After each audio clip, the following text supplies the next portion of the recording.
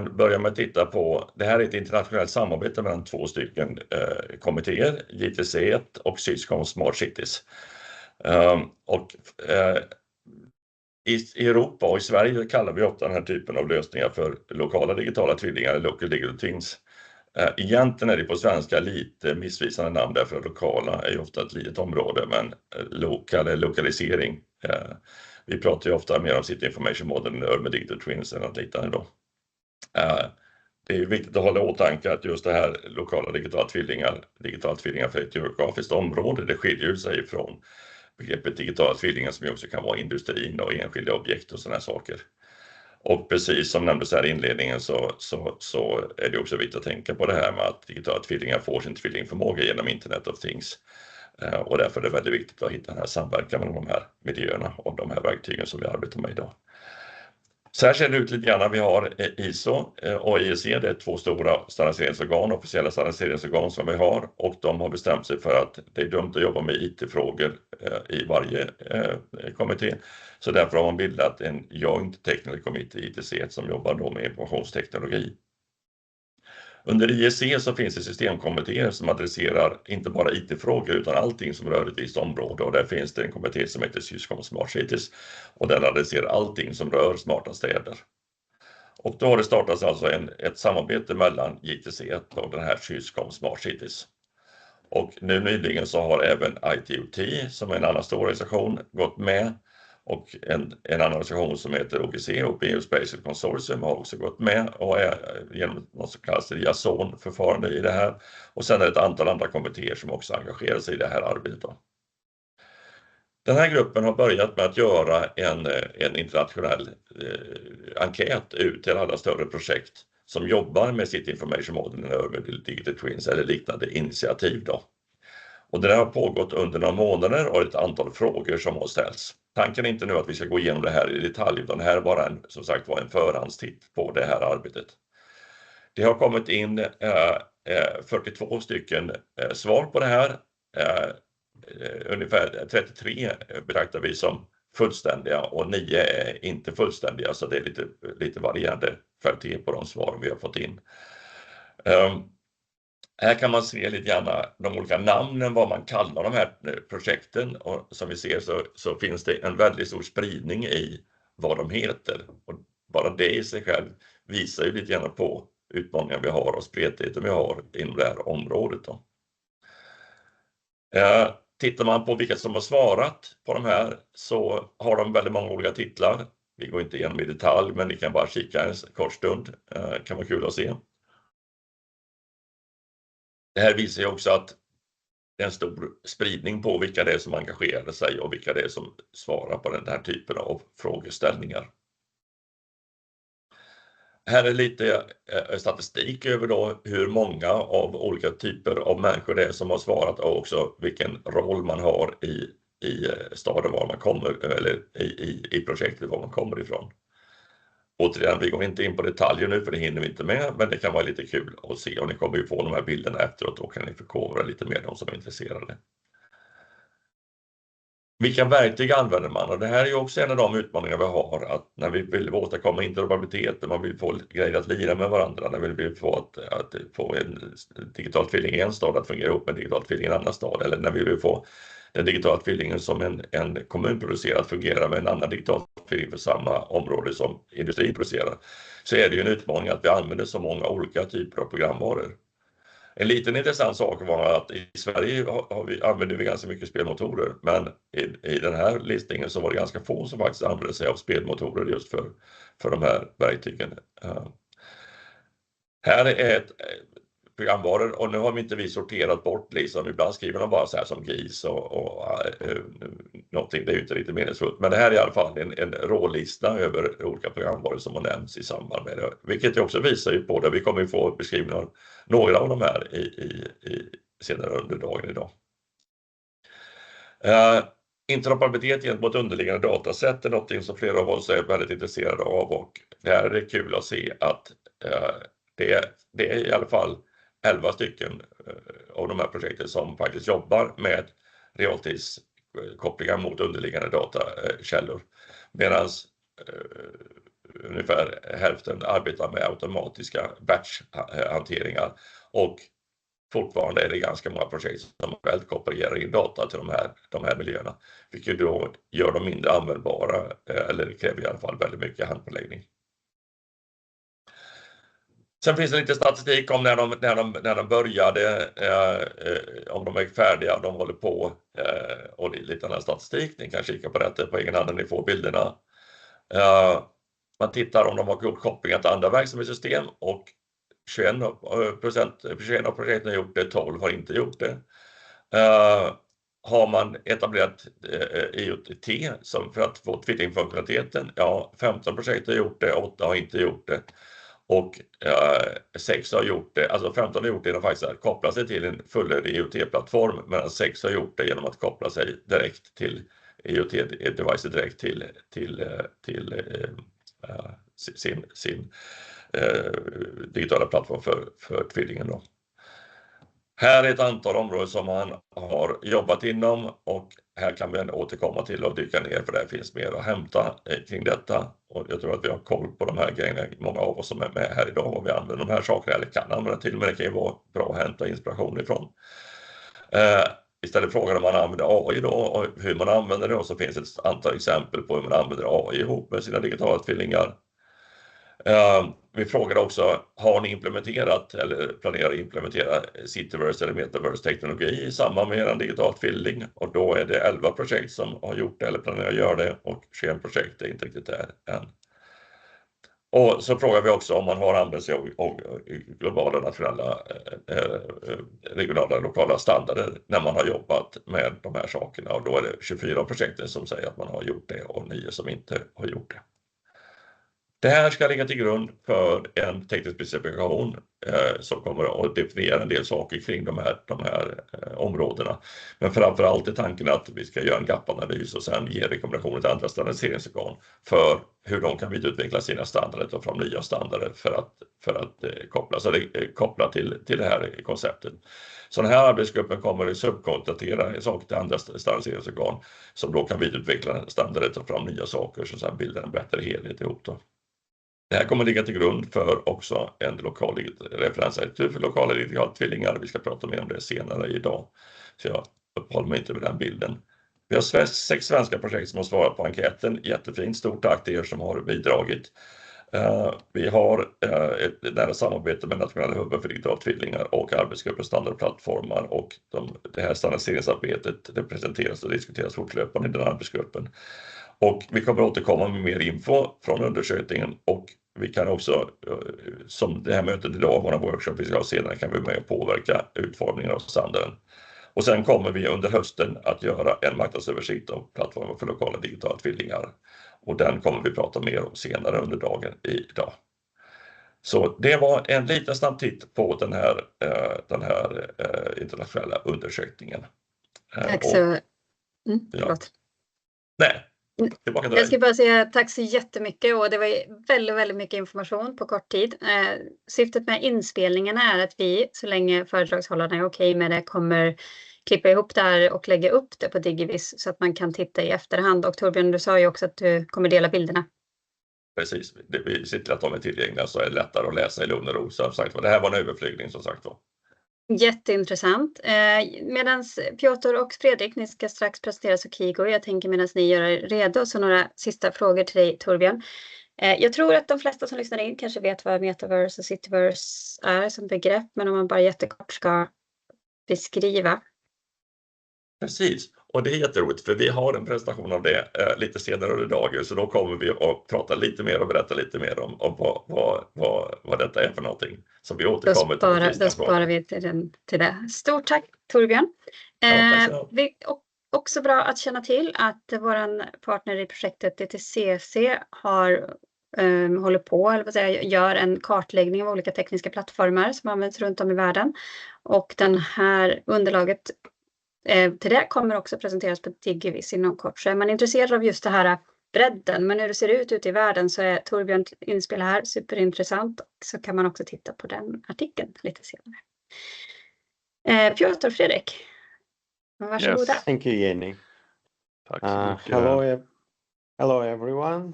I'm Piotr Bocharnikov. I'm a part of Sukigo. At Sukigo, I'm working with at the delivery team. And I'm joined by my colleague, Fredrik Soderberg, who is working on a product team focusing on Karta and Plan topics. A little briefly about us at Sukigo. Sukigo is a Swedish company providing software products for local government. In our presentation, we want to roughly make 3 parts. I'll open up talking about our technology stack, RGS technology that we bring to Swedish municipalities. Fredrik will take a deeper dive into our product portfolio and our thoughts there. And from there, I move on to show examples of our work, which is a more project-based examples. So without further ado, let's have a look at RGS technology, just to give a feeling of the capabilities that we are bringing today to our customers, cities in Sweden. Next slide, Fredrik.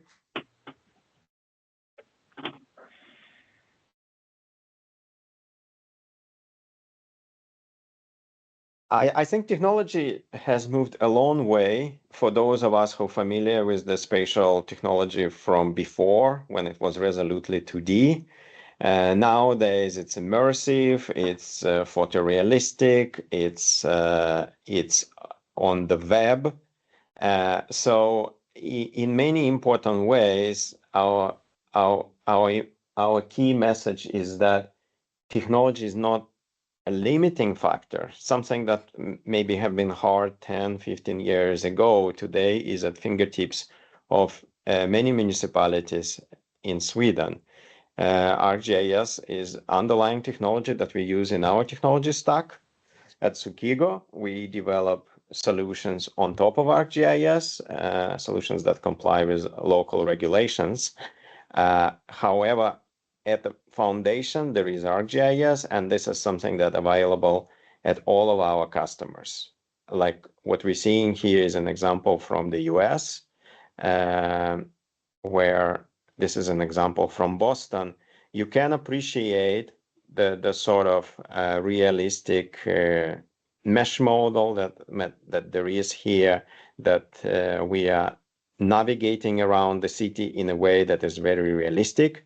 And we're combining this information with overlaying this realistic representation with the information about the projects in the city, about what has been already built, and what are the planning proposals, what is an infrastructure.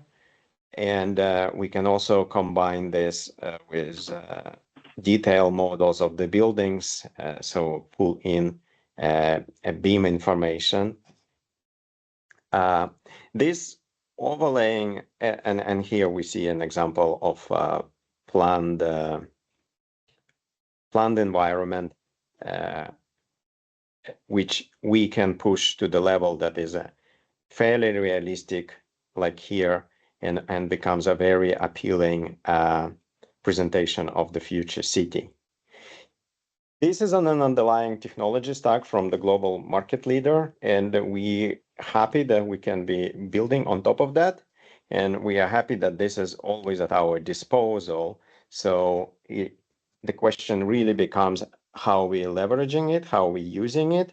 And I think that's what we will be focusing further in our presentation on. Fredrik, I'll give floor to you. Yes, tack så mycket Piotr. Du kommer ju tillbaka lite i slutet också och ska visa lite mer vad vi arbetar med oss också. Det här var väl lite high flying så på det, vilka möjligheter som finns. Men tack för en jättebra inledning Piotr. När jag satt och skrev lite på den här prestationen så slog mig lite tanken så här, hur ser våra användare och våra kunder på vad är en digital tvilling? Och jag använder våran interna chattrobot till att ställa den frågan. Så jag ställde frågan i våran interna chattrobot här på den. Jag ställde frågan, kan du ge mig en sammanfattning av hur Sveriges kommuner ser på termen digital tvilling? Och sen GDPR säkrar jag lite med också. Jag tar inte med några personer eller kommunnamn. Så att det här var en liten så här vad våran chattrobot svarade i alla fall där på det när det gäller nytta och mål och tekniska synsätt och utmaningar och sådana bitar. Och jag tyckte det var intressant att se en liten kort sammanställning på det. Det här går ju att få hur långa rapporter som helst på, men idag så tänkte vi ju liksom främst då fokusera på den här delen som heter då tekniska synsätt. Och det är ju grunden för många kunders digitala tvillingar, det är ju det som det står här faktiskt, det är ju en 3D-stadsmodell. Det är ofta här allt börjar, en digital representation av staden där vi kan koppla på olika typer av data. Till exempel realtidsdata från sensorer, det kan handla om trafikflöden under rusningstid, luftkvalitet i skolor eller andra typer av mätdata som förändras över tid. Och med rätt systemstöd så går det att integrera dessa data direkt i modellen, vilket gör det möjligt att övervaka, analysera händelser med hög precision i realtid. Men oavsett vilken data vi ansluter så är själva 3D-stadsmodellen fundamentet. Som vi var inne på lite tidigare, Piotr nämnde det, idag är det inte tekniken som är hindrande. Tekniken finns där, men är långt ifrån utnyttjad i sin fulla kapacitet. Ni såg ju till exempel filmen vi började med vad som är möjligt att plocka fram idag med den tekniken. Och vi gör just nu mer än vad vi har gjort tidigare, vad vi kan för att få folk att förstå det, att utnyttja den teknologi som finns helt enkelt. Och vi nyttjar ju en redan etablerad plattform där vi som företag bygger anpassningar efter Sveriges specifikationer och riktlinjer. Och våra lösningar vänder sig ofta till verksamheter som redan producerar relevant data. I många fall handlar det om att återanvända den existerande staden i digital form. I vissa fall integrerar vi också BIM-modeller, alltså byggnadsinformationsmodeller, som visar planerade eller redan uppförda byggnader. Och på så vis så kan vi kombinera den breda stadsmodellen med en mer detaljerad information där det behövs. Så det handlar inte om att börja från noll utan att ta vara på det som finns, att koppla ihop det smart och skapa ett tydligt mervärde. Vi på Sokigo har en stark närvaro ute hos Sveriges kommuner och vi för ju en kontinuerlig dialog om hur 3D-stadsmodeller och digitala tvillingar kan bli en naturlig del av det dagliga arbetet. Och redan här så tycker jag att det känns som både jag och hela Sverige får problem. Vad heter det? Vi hörde Torbjörn också vara inne på lite definitioner och sånt där tidigare. Stadsmodell, digital tvilling, vad är skillnaden och vad går gränsen från stadsmodell till digital tvilling? Nu är ju inte det här just ett diskussionsforum där vi sitter precis just nu, så vi kan ju parkera den frågan lite, men jag tror att den är viktig i alla fall, det är den här definitionen, så att vi alla pratar samma språk. Och som ni kommer märka så kommer även jag blanda de här orden lite under min prestation idag. Ja,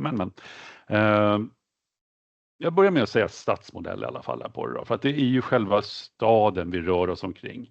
Och det är ju mycket där vårat fokus på Sokigo ligger också. Och det här synsättet det delas nog också med många kommuner. De ser inte längre stadsmodeller som separata eller specialiserade lösningar kopplade till någon enskild avdelning, utan som en självklar del i den ordinarie verksamheten. Och idag så spelar stadsmodeller ofta en viktig roll i den obrutna digitala samhällsbyggnadsprocessen, ODS. Det här kommer Piotr komma tillbaka lite på i slutet sen också. Men de är också särskilt värdefulla i planeringsfasen. Men också när det gäller att hålla geodata uppdaterad och relevant. Och vi ser ju att betydelsen av stadsmodellen den bara fortsätter att öka. Och rätt använd så blir den ett kraftfullt verktyg för att bidra till en mer effektiv och hållbar och datadrivet samhälle helt enkelt. Som jag nämnde tidigare så arbetar våra kunder i allt större utsträckning med att använda stadsmodeller både i stadsplanering som detaljplanering, översiktsplaner men även då i sin löpande verksamhet. Men det är viktigt att stanna upp lite här och tänka på vad en digital tvilling är, eller rättare sagt inte är. För det är lätt att tro att det handlar om en enda enhetlig modell. Vi såg ju den här filmen vi började på. Men i praktiken så ser det annorlunda ut. Många kommuner har och ska nog också ha flera olika modeller. Var och en anpassad efter sitt specifika syfte. Det kan till exempel vara en modell för planering, en modell för driftfrågor, en tredje som används i klimatarbete och så vidare på det. Och då blir det helt avgörande att hantera dem, sprida dem vidare och publicera dem på ett effektivt sätt. Allt måste dessutom fungera hållbart över tid och vara användarvänligt. Så att den här typen av arbete inte stannar hos en expertgrupp utan blir något som verkligen används i hela organisationen. För att genomföra effektiva studier och analyser inom samhällsplanering så ser vi ett stort värde av att integrera stadsmodeller eller digitala tvillingar i både planeringsprocesser men även också i olika typer av lovärenden, bygglov och sådana delar.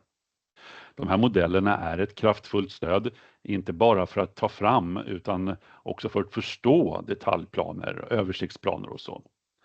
Och vi ser också en stor nytta i hur de kan stödja bygglovshanteringen genom att ge en tydligare underlag och bättre visualiseringar och därmed bättre beslut. Men för att alla dessa användningsområden verkligen ska fungera så måste systemen också anpassas till de krav som myndigheterna ställer.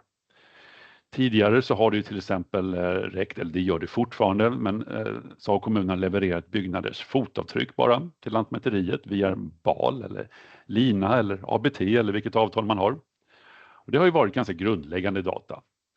Men nu finns ju lite mer möjligheter. Nu finns möjligheten att ta nästa steg och leverera rikare och mer komplex data till den nationella geodataplattformen, NGP.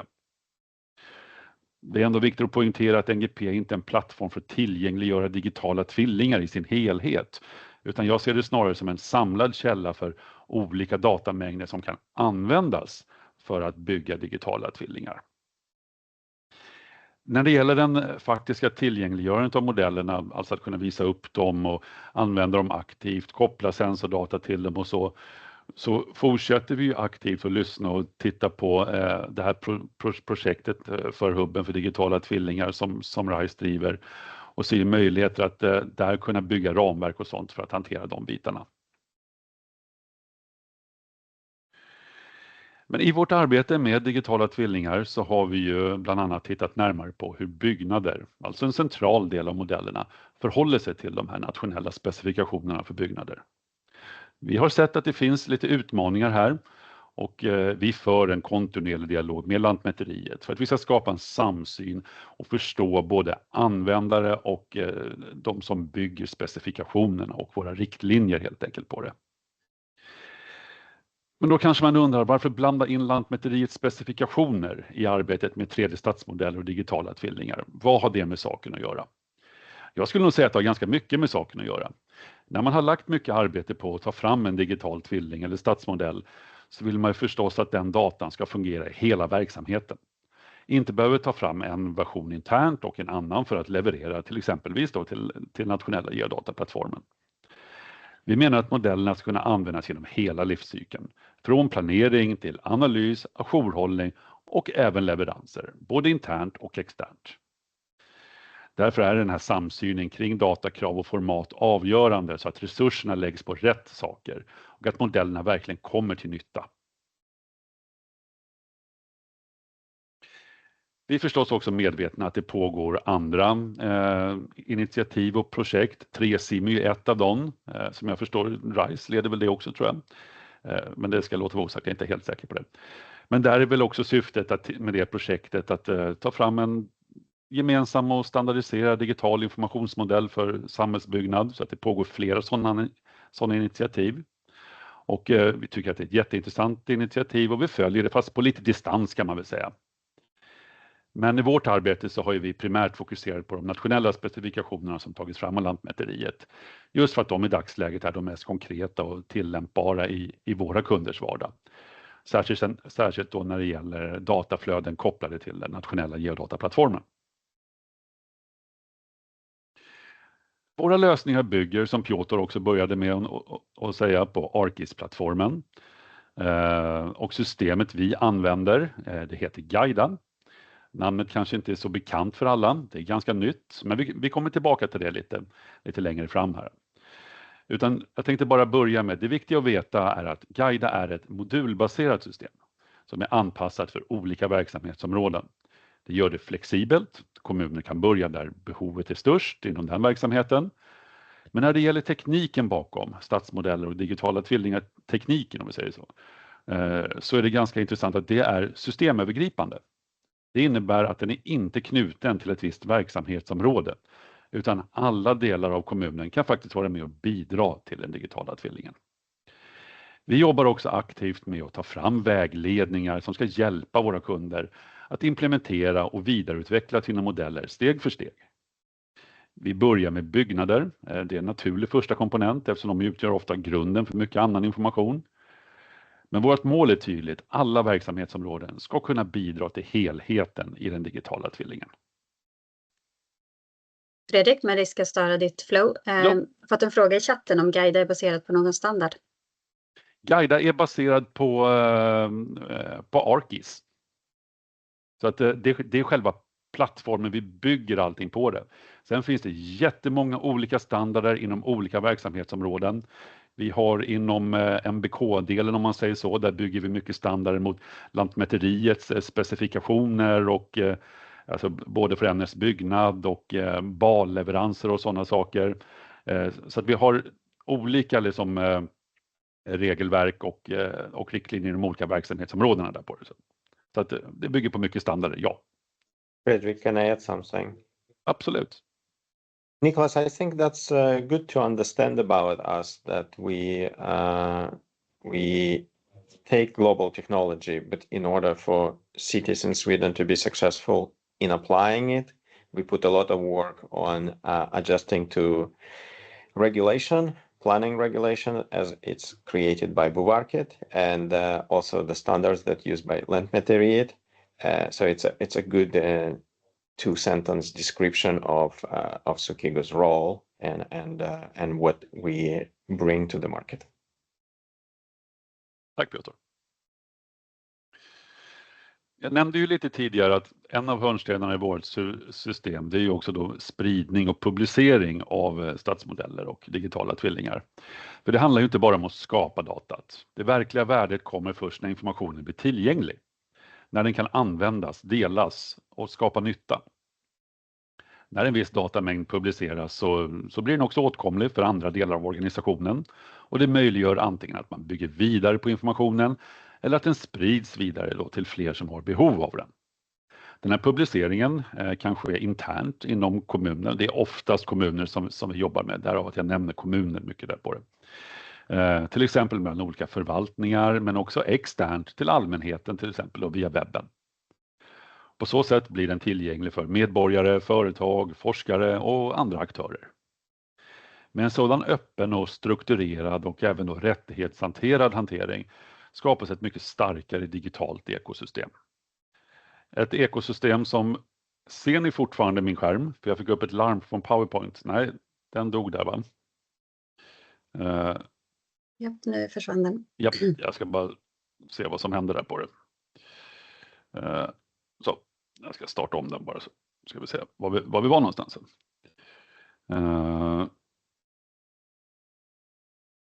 Medan du startar om tänker jag säga att vi kör lite frågor i chatten här. Så för er som har frågor så skriv på.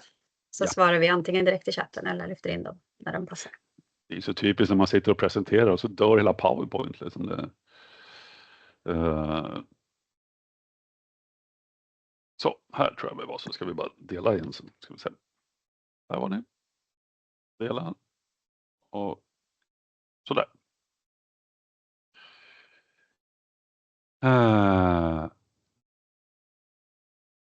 Ja, precis så. Så att med en sån, som jag sa där, öppen och strukturerad och rättighetshanterad hantering så skapas ett mycket starkare digitalt ekosystem. Ett ekosystem som verkligen stöder kommunens arbete med en obruten och effektiv samhällsbyggnadsprocess.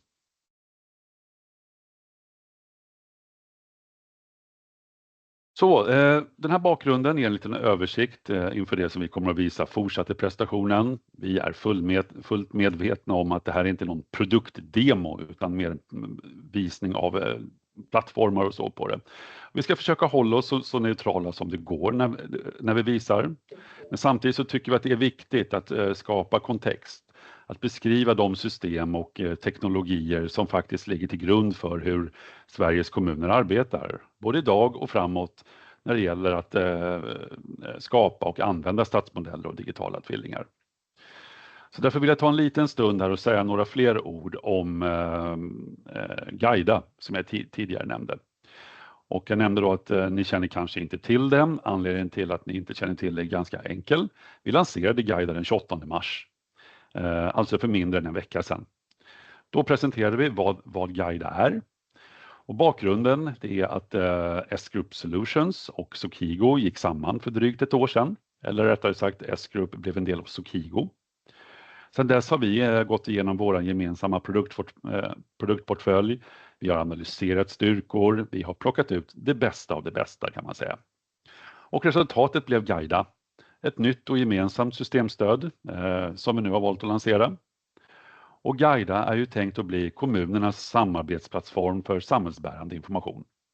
En kommunövergripande lösning som integrerar data, funktionalitet och arbetsflöden mellan flera olika verksamhetsområden. Som jag nämnde tidigare, själva systemet är modulbaserat så varje kommun kan arbeta utifrån sina behov. Och det bygger på den världsledande tekniken från Esri som vi har sagt nu är Arkis. Vilket gör att den redan från start har en kraftfull grund att stå på.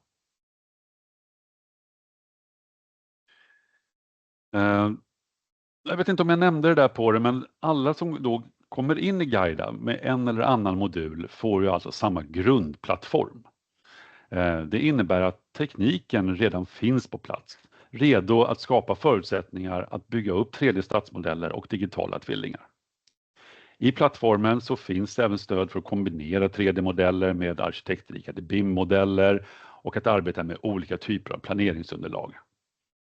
Ett exempel är detaljplaner som Piotr också nämnde i början där men som vi ser på bilden här också. Och varför tycker vi att det är viktigt att lyfta in det här i sammanhanget då? Jo, Sokigo finns ju idag på i stort sett samtliga kommuner i Sverige. Och det gör ju att med den här tekniken då som Guida för med sig så kommer vi vara en väldigt stor del i kommunernas vardag. Vår förhoppning är ju naturligtvis att Guida kommer att bli en naturlig del av det som vi kallar för kommunövergripande samarbetssystem för samhällsbärande information. Och det skulle i sådana fall innebära att Sokigo blir, eller snarare fortsätter att vara, en mycket kraftfull aktör inom områdena 3D, BIM, digitala tvillingar i kommunal verksamhet. Vi är där redan idag, men med Guida så tar vi ytterligare ett steg. Och vi tror verkligen att detta är en viktig pusselbit i kommunernas resa mot en mer sammanhållen och digital samhällsbyggnadsprocess. Vi fortsätter naturligtvis att följa utvecklingen både på nationell nivå när det gäller specifikationer men även också det som rör Nationell Hubb för digitala tvillingar. Samtidigt så undersöker vi löpande hur vi som systemleverantör kan bidra med våra lösningar och hur våra kunder kan dra nytta av det i praktiken. Eftersom vi på Sokigo levererar helhetslösningar inom geodata till kommunerna där vi inte bara hanterar kart- och planeringsdata utan även information om fastighet och befolkning så ser vi att här finns ju ett naturligt nästa steg i vår utvecklingsresa. Och det är något jag skulle vilja att ni tar med lite i tänket när ni ska få lyssna på Piotr alldeles strax här i hans presentation. Att, tänk om vi inte bara jobbar med den byggda miljön eller den tänkta byggda miljön utan även kan koppla in verkligheten i form av till exempel människor. För kommunerna vet ju faktiskt redan massor. De vet var folk bor någonstans, de vet hur gamla de är, de vet vart folk flyttar, om de flyttar in eller flyttar ut eller till vissa områden. Så om vi kombinerar den informationen med vad som är byggt på en fastighet eller vad som kan byggas, då öppnar vi upp helt nya möjligheter.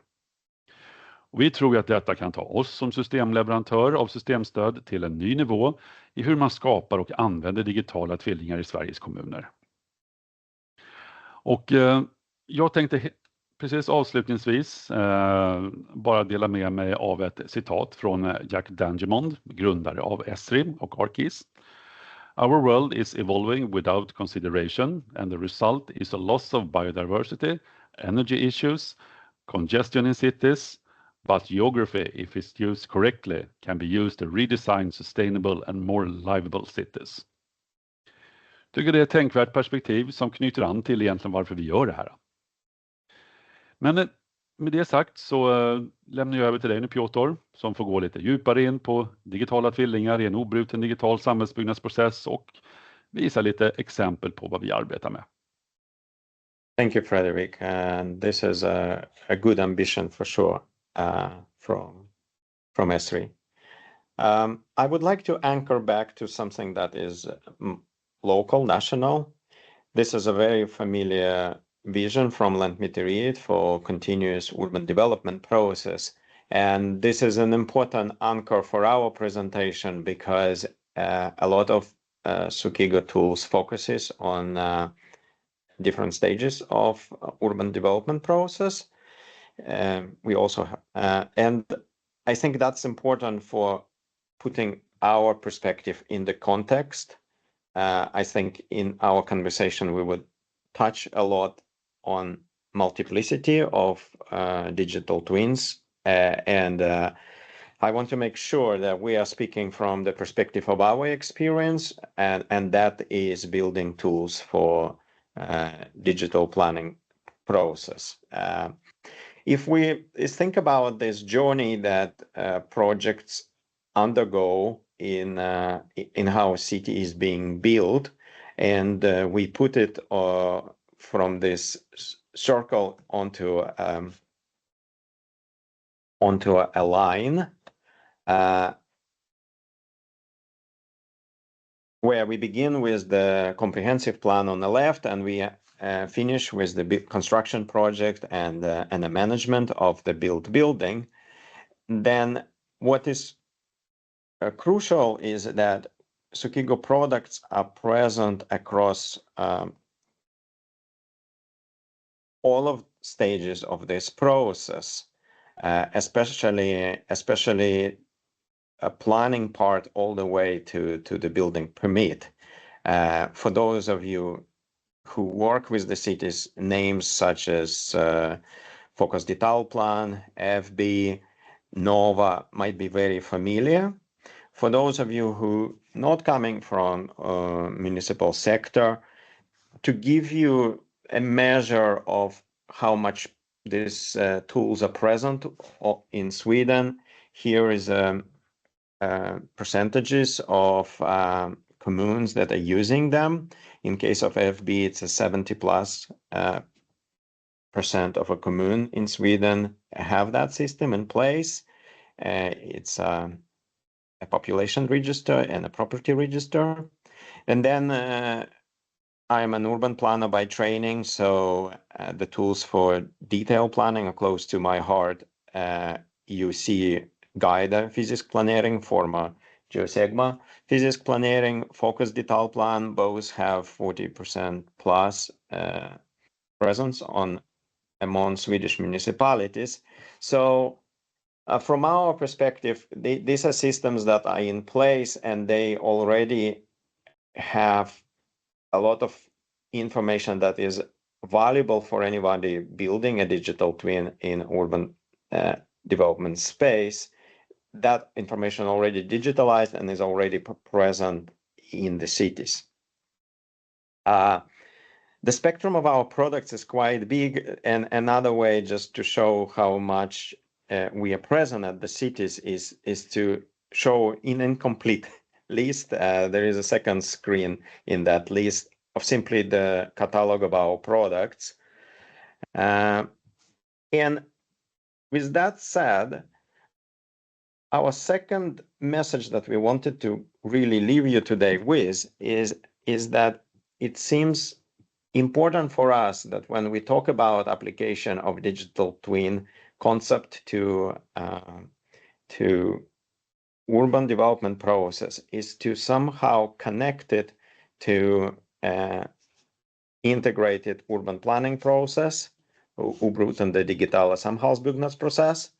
And the best way that we could link the two is to use digital twin as a maturity level. Think of it as a certain level of a maturity of ODS process. So if we think of ODS as a broader concept that is not only a technology, but it's apart from the tools and the systems, is also skills, workflows, formalized protocols, and also organizational processes, something that Adam actually in the beginning already hinted at. So if we think about it like this, then Swedish municipalities are on a continuous journey where they develop their capabilities. And I would like to pose a question: what if in this context we're not separating digital twin as something separate, and instead we think about that at a certain level, the ODS process that municipalities are implementing actually gives them a digital twin. In this case, it's a digital twin for the urban development process, but our work on ODS can reach that level. And if we think about it this way, then some of most important capabilities that we would like to underscore, what is it that actually makes ODS process to reach digital twin level, is to have a digital representation of built natural, economic, and social systems good enough that we, in the decision-making process, can understand the impact of our decisions, right? This is the nature of decision support capability of this digital representation. Understand the impact of our decisions. And I think we have been always doing that with the digital tools for the planning process, providing a foundations justification for why certain decisions are taken. Then the other way to think about reaching a digital twin level of a maturity is to have a system that is a data-centric, where we're no longer talking about individual tools, that this department uses that tool, that department uses that tool, the consultants are using these 3 tools. And instead, we start thinking about data streams that go across projects, that go across departments, and that go across stages of a development process, right? Helping us to create a common information picture, and to do so in an efficient way by building information from bottom up. And that brings us to the word efficient, brings us to the third point, which we think is crucial for that level of a maturity. We should mention that we're discussing building quite many capabilities, there are an enormously exciting things that we could achieve with the technology. However, we all work from within budget constraints, and simple as that, we can only implement new things if we create budget space by making our existing processes easier, making our routine processes that we understand very well, making them to require less effort from our part, right? So this is tentative. We're very much open to have a conversation about what constitutes the level of the maturity that would justify calling ODS a digital twin. But this would be our thoughts that this are important characteristics. If we go back to the continuous urban development process, what I already touched on, we do have always a challenge that project information is very much divided between department disciplines and individual projects, right? So now I want to pivot into a microcosm of the digital twin and show some of the examples of our work. So mentally, let's get a level lower, from the entire city as an entire organization and an implementation of our tools across all of the departments of the city. Let's look at how such tools working within one project. So consider detail plan. Consider 5, 10, 30 people, if the detail plan is very large, that are working on a detail plan. And let's see how this this seamless flow of the data from one tool to another, from one group of professionals to another, can be created. I'll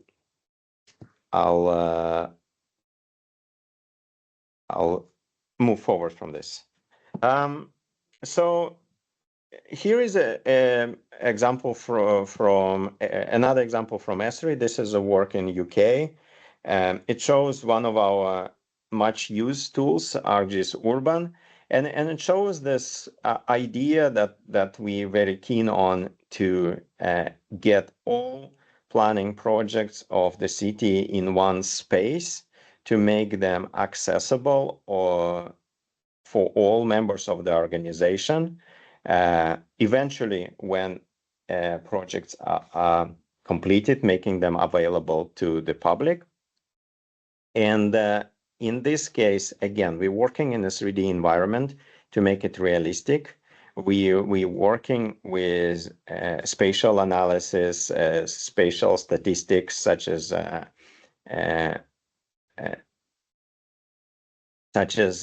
site allocation, population prognosis, right?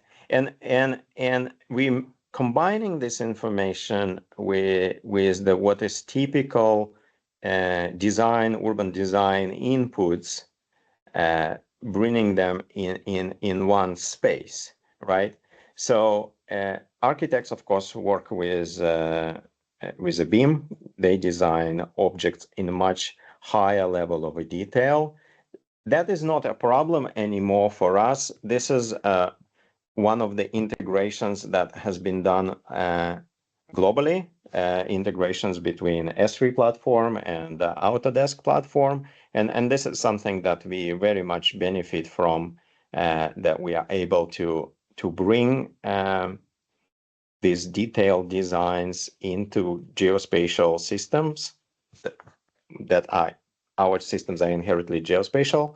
And here we give basic tools from the box that allow planners to review the design, to assess how does it fit into the context of the city, what is it impact in terms of the shadows, what is it, how does it look in this city context, right?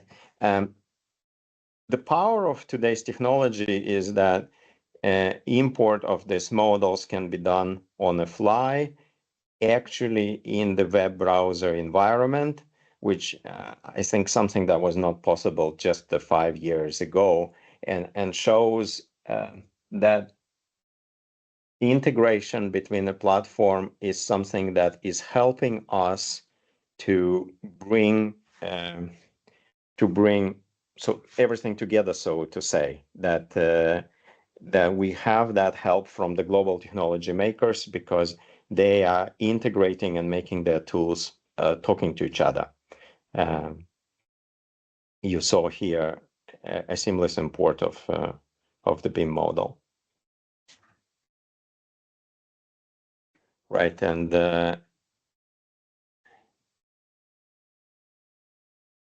yeah, another version of it.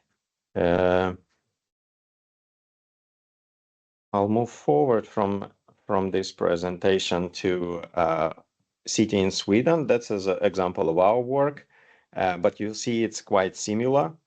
So we now in the south of the country, in Karlskrona, and you see that it suits us very well, this global technology concept. In Swedish context, we benefit by being able to bring detailed plans together and visualize them in a 3D environment.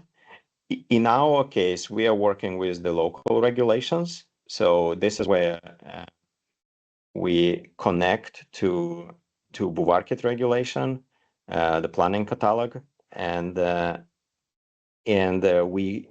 we always look how to enhance that process and make it easier for urban planners.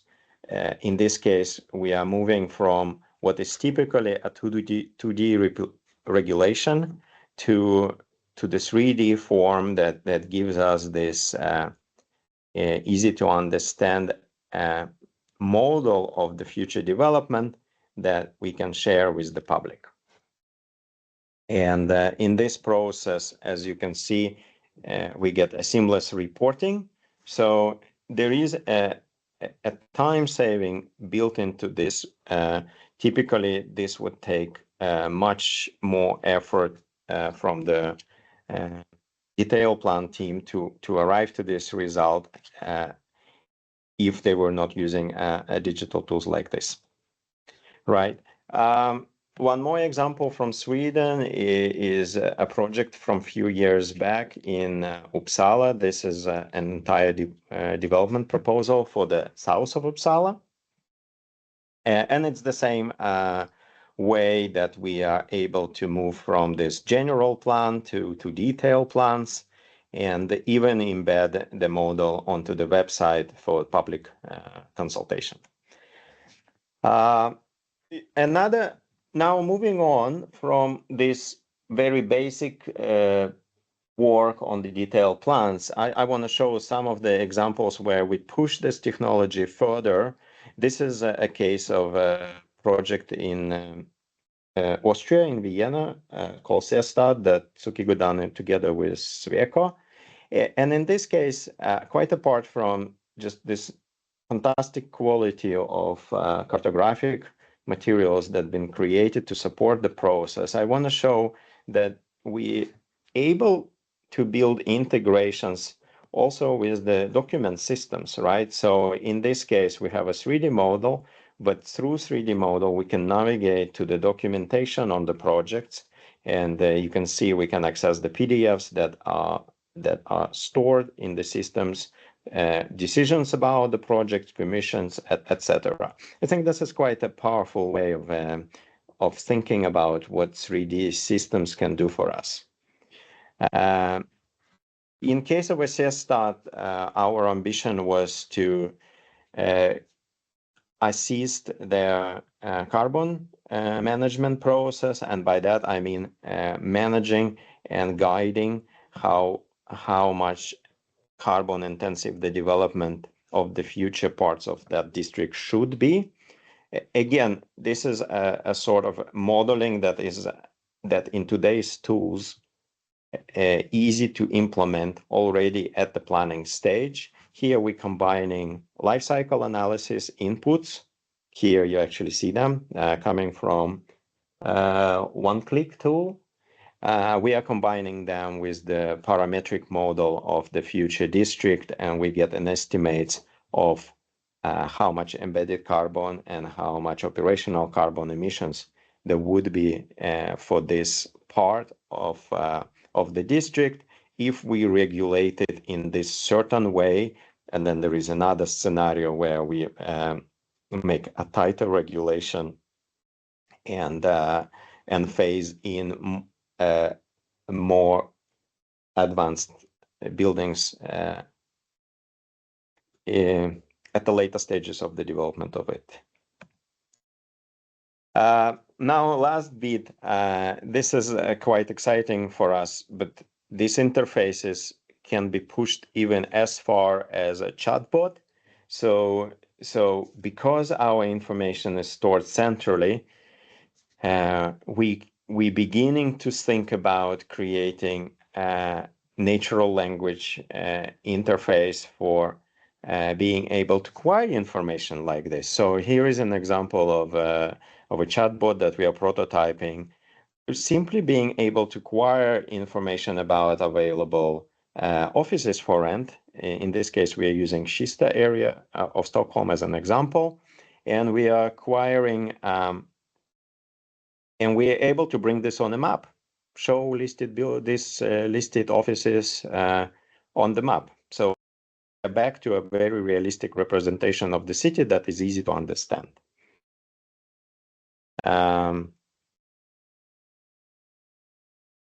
So if we remember that this is a project information model, so if you want like a small digital twin for just one project, then what we are able to do is to create this workflow where information goes bottom up. Each project, if it's being worked in this way, can contribute to the data layers of the entire city. We also are achieving horizontal view, allowing each project team to see what another detailed planning team is doing. Sometimes that is actually challenging in the organizations, so this shouldn't be underestimated how important that is. And then the last thing, we should mention people and we should mention skills, because these are advanced workflows, and we know that within cities, some project teams are stronger, some project teams are not as strong.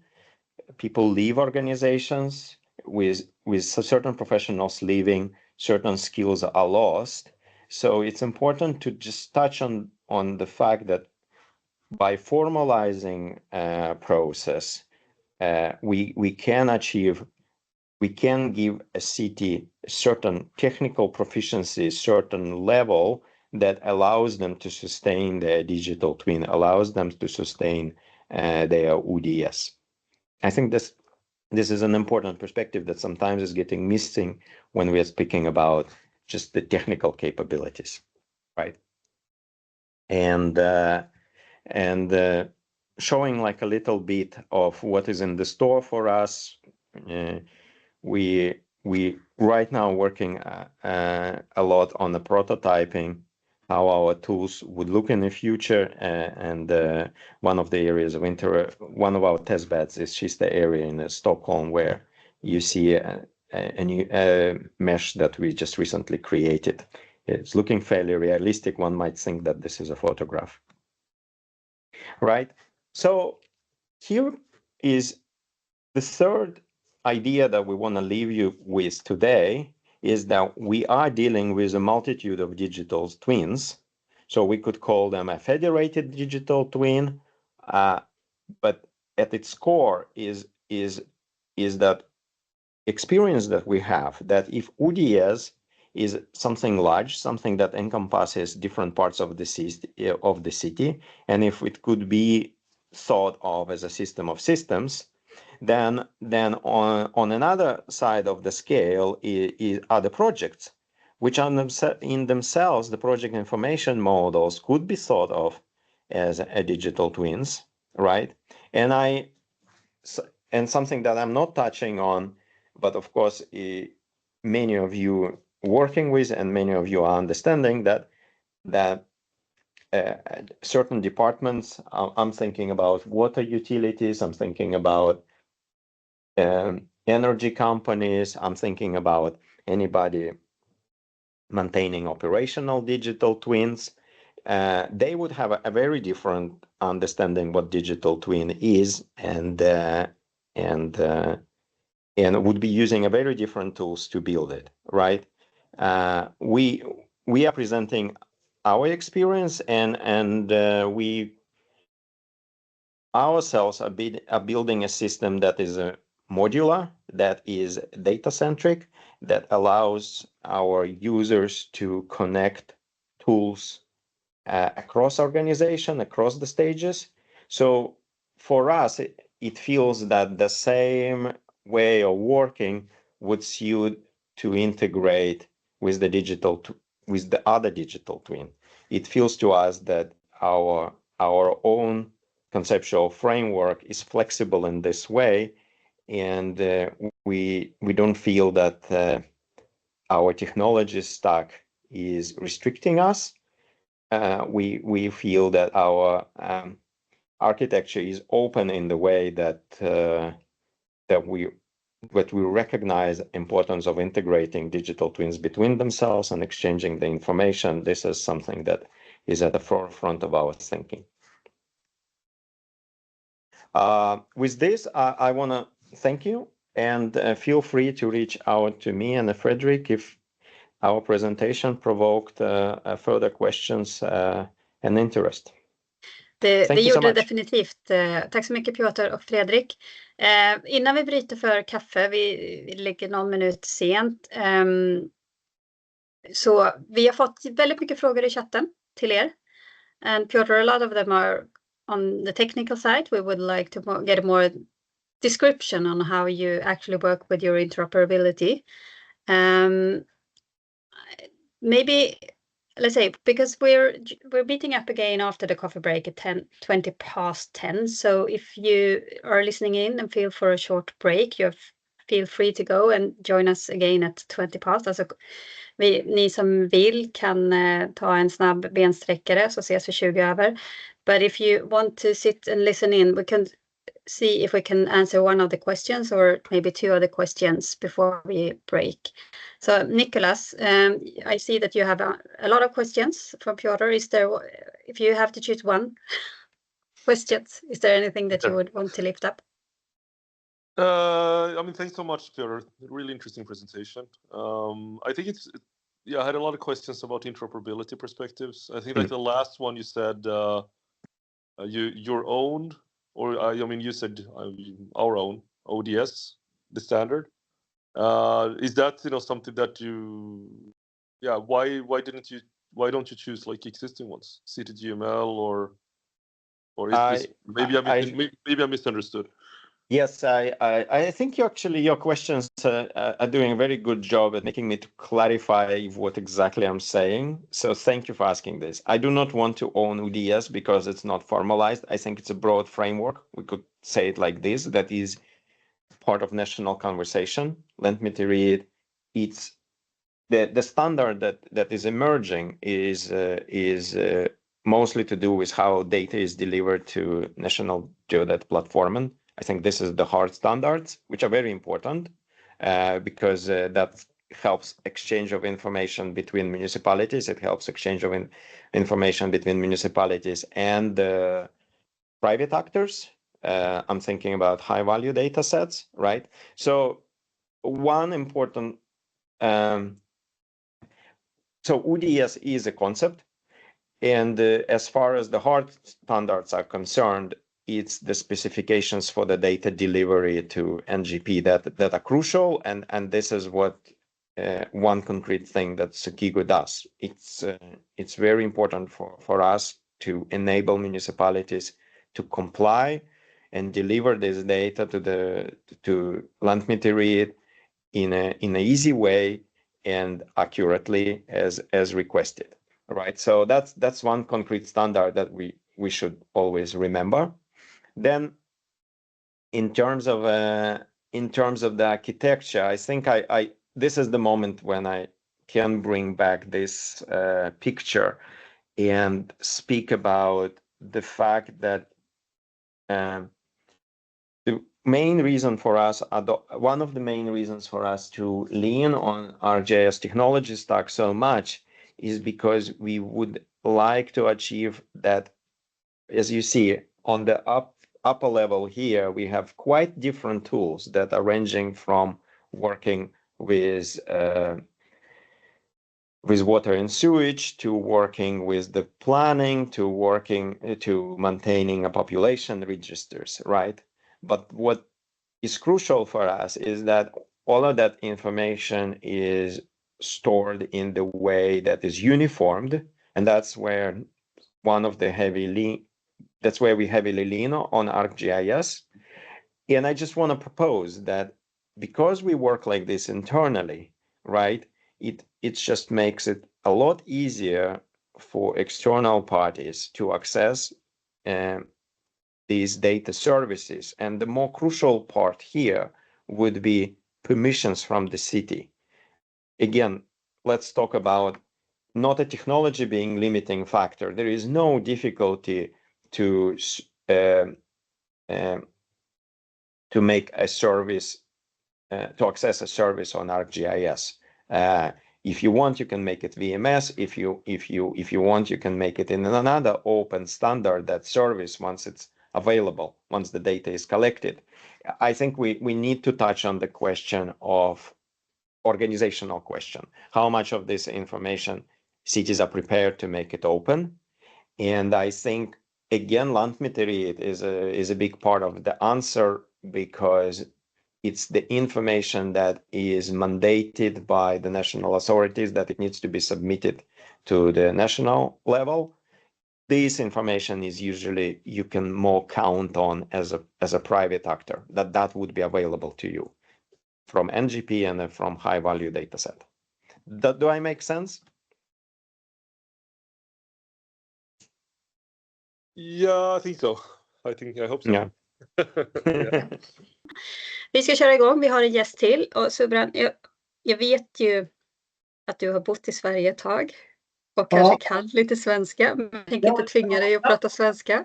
Ja, jag förstår allt. Ja. Det är trevligt att se dig igen, men jag har bott i England 20 år, i Sverige 6 år, så du får ursäkta mig. But sorry, I did say when we spoke that I wouldn't make you speak Swedish. No, So it's good practice. It's good practice. It's all good. Perfect. So a big welcome to our webinar, and please go ahead. Who are you and what are you going to present? Yeah, so I'm dialing in from Manchester, England. It doesn't. The sun is a rare phenomenon, so I'm wearing my cap. So apologies. Apologies for that. So my presentation today is about, infrastructure digital twin for cities. It's a big title. Start small, big, dream big, blah blah blah. But I think what I want to do is I got 20 minutes, Jenny, right? Something like that, or 30 minutes, I think it was. I'll try to make it short and snappy and quick. So if you guys can look at on the bottom, on the left-hand side, it's a nice little picture of a smart city. At the bottom, we have your network infrastructure, and without network, we don't have a smart. We cannot connect, as it were. In the middle, we have the city, and at the top, we have a bunch of people looking at the city like gods, and like SimCity aspect of trying to make sort of decisions on what's sort of happening here. Now, historically, cities were built in sort of silos, transport, housing, energy, utilities, public safety, you name it. There's all these things, each domain evolving independently. And over time, those sort of silos hardened. Interoperability was rare, and I guess that's why we are here, right? Trying to untangle this mess we got ourselves into. But today we see a different ambition. I'm basically like the city ambassador for Bentley Systems. I also work in OGC as the co-chair for Digital Twin. I'm not a big fan of the word digital twin, but let's use it for now. And we see cities turning into a living system, cities that sense, that simulate, that adapt. And they want to switch from reactive to proactive, and at the heart of the transformation is, and I guess you might think I was going to say the word digital twin, but I would say the heart of the transformation is data. And I think the previous presenter also alluded to that point there, Peter. I think the heart of that thing is data, but ultimately that it's the data that the city holds, creates, and shares. It's the trust it creates that's the most important aspect of it. If the data connects with the built environment, the natural environment, I think stuff that Peter sort of showed, it's federated, especially aware, with real-time simulation and services, no matter where it comes from. Esri, Revit, Nemcheck, Trimble. It becomes a platform for insight and coordination. So what does trust look like? I have examples of this further on, but I just want to quickly sort of share some of the projects we currently work on where we believe that there is significant trust in as these various projects happening. So starting from Amsterdam, you know how dense Amsterdam is, and historically and how historic it is. They rehearse, plan, execute, consult through a unified kind of environment there. There is trust, and every time there's a project, they know it's going to go well. They're well informed, and they do it efficiently and effectively. Switching to, let's say, Kaunas there on the energy efficiency side of things. They use their digital twin for operational carbon and use more than about 2,000 parameters for sensors, where they use it for energy optimization. National 3D buildings data by Japan. They have an ambitious project of creating an integrated digital city data into a shared platform over 500 cities across Japan by 2027. In Dublin, which is on the emergency response side of things, they have access to BIM data and do scenario planning with live tracking of their first responders for saving lives. Singapore, I think that's an interesting one, where in the bottom right-hand corner, we want to sort of test with Singapore that if we bring all their data that they currently have in the system, not all, but most of the available data that they have, how quickly can we bring things together and tell that story from their sustainability initiative, right? When you look at the sustainability stories in cities, they're about this thick, right? It's quite a fat volume, but do people understand it? And so doing these kind of things so people understand it is increases that trust. And finally, there are lots of AI agents. I think Peter also mentioned about AI agents, but we are using AI agents and large language modeling for site design and cross-referencing policy documents. So anytime they create something, people know, can I create something here or not? And using dash cam for identifying assets, because obviously we live in brownfield, lots of assets there. Identifying, classifying assets and defects. So these are what I'm trying to say, trust that we see. It's all about the trust in the system. I'm going to very quickly show about this, Jenny and team. This is your typical city organization, lots and lots of departments. Every department has some unified system, others in various other things. Some use Revit, some use Bentley, some use something else. Others use Esri. You talk about this stuff, and then you got to bring that up to a higher level. Kind of, how do we go about doing that? So what this reminds me, and my son is a musician. I'm not, right? I don't know where he got his talent from, but he's a musician. So I was trying to explain to him what Daddy does for work, and it's the hard part, right? How do you explain that? So now let's imagine your city as a symphony. Each system is an instrument: transport, water, energy, housing. Some loud, some quiet, all essential. But unless they're in sync, unless there's a conductor holding that baton, it's just noise there, right? And so digital twin doesn't centralize everything, they orchestrate. They align the rhythm, the semantics, the timing of the independent system. It's about synchronization without sacrificing autonomy. So using that symphony as a metaphor, trust is the metronome, right? It's the rhythm, right? It's the quality and the context of data. It's between departments and agencies. It's in the simulation, the predictive model. Trust that we can act before we react. With this orchestration in place, the city can play in harmony. I know I sound like I'm poetry here, but I know I'm being artistic in my response. But I think I was just going to get to the point. It's about the trust of the data set there. So how can we trust with the data's always changing? These are typical infrastructure data that we have: geospatial, subsurface, engineering, BIM. I use BIM and engineering data in the same connotation, but I know, because I know many people here are BIM, but I want to sort of outline that specifically. IoT data, reality data, enterprise data there. And the circles things there, they're always changing. They're not independent there. And let's not forget about the iceberg. Right, we want to just see about the digital twin that we can find and visualize, but there's a lot of, I don't want to use the word mess, but stuff that people sometimes are not considering or forget there, right? So it's important to look at these things there. So how do we go from data lakes to urban choreography, right? Sticking with the music theme here. And once again, sticking to the music theme here, traditional cities are like recording studios, archiving music, but they want to go real-time consumption here. So I would say BIM models becoming the active agent there, where when integrated with standards like IFC or CityGML, they respond to zoning updates, sensor data streaming into the iTwins, noise, traffic, air quality, APIs in every event pipeline.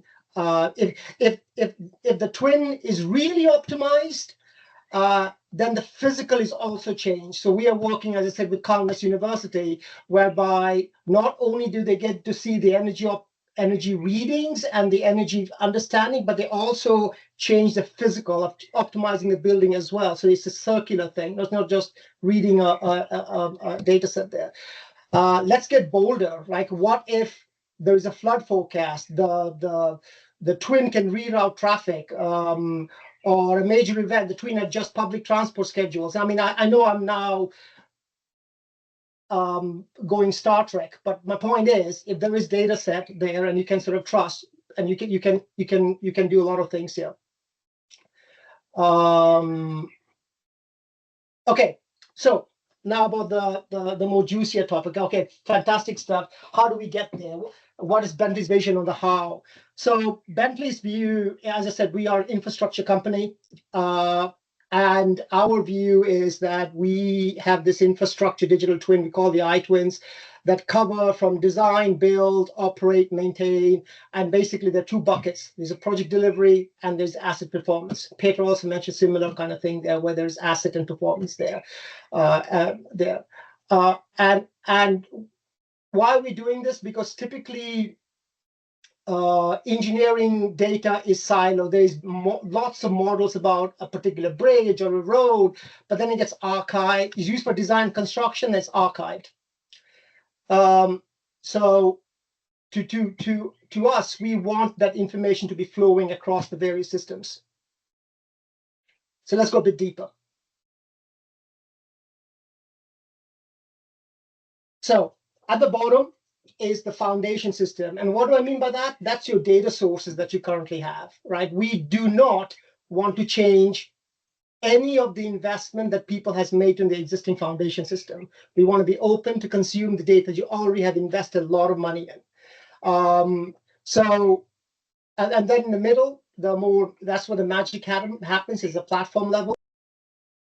And finally, the top, we call it the digital twin, or the top of the iceberg is just the top of the iceberg that you currently have. But in essence, this is how we sort of see the world here. Enabling anybody to come in, anybody to apply their data transformation or data enablement, and anybody then can curate it. So let's look at what that means from a framework perspective. On the left-hand side, that's the data I mentioned, right? It's come from Bentley, it comes from third party. We don't make any differentiation to that. In the middle is your platform. There is two aspects to this. There is on the very bottom, we have this iTwin platform services. That's our connected data environment. That's the project delivery to operations there, open standards and API. Our iTwin platform service is also in GitHub, so people can have access to that. But on top is also what we call master data management, because we know with high degree of certainty that the asset, that not all data is valid. So you want some form of validation and curation that you can sort of then apply in various use cases. And the use cases in the digital twin experience, you can find, analyze, and I am not saying that we are able to do all the analysis, but if the data has been federated, other applications should be able to also analyze things. That's what the bespoke apps is talking about, that, you can always create bespoke app. And I'm not saying that, that there are multiple other use cases that it can be applied to. That's what it's calling it use case N. Now, before I progress, there's one thing that I also wanted to say. It's not just linear, right? Think about what happens to the BIM on the left-hand side. when the BIM is federated into this twin aspect of things, it becomes aware of its urban role. That's what I'm trying to say here. It becomes more than just geometry. It becomes to know, it knows how drainage, the drainage is connected to city systems. You can simulate performance and under different rainfall conditions. You can share data for carbon tracking and so forth. Then BIM, it transforms the BIM from geometry to behavior. It becomes an agent.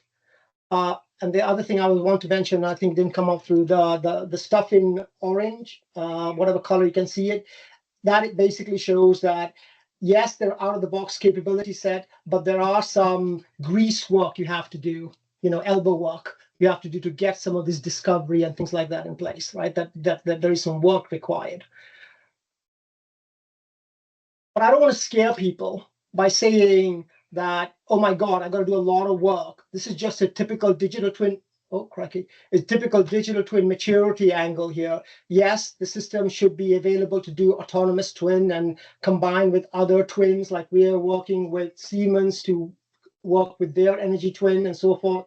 But many organizations can win very quickly with the first level, descriptive, informative, and predictive twin. My story is, it's good to have the end in mind, but start with what you currently have. That's coming back to my theme here, Jenny. That's dream big, but you can start small with the tools that you currently have.